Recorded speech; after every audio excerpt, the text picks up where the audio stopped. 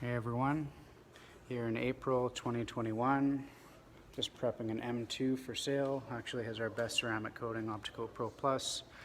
Have the wheels off, being refinished at a wheel shop right now. Don't mind the mess, but just finishing up on a Ram 2500 extended rocker panel PPF, going all the way up to the body line, as well as the front bumper is done.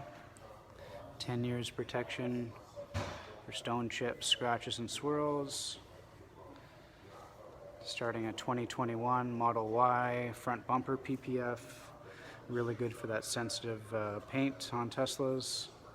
Also doing the hood and showcasing this beautiful F250, just to show you all the trucks that we do here, which is coated in our best ceramic coating, Opticoat Pro Plus. 2-part coating, permanent, 7-year warranty. We've done a little bit more than the spot paint correction, taking off paint spray that was down below on the rockers here. Did spot wet sanding to take out all that. Turned out really, really nice. Risky work too to take off paint. But she is glossy. Looking amazing. We also did Optimum's metal coating on the wheels, which turned out great. This customer is going to be very happy. We're very thankful that he's rocking our plate frames too.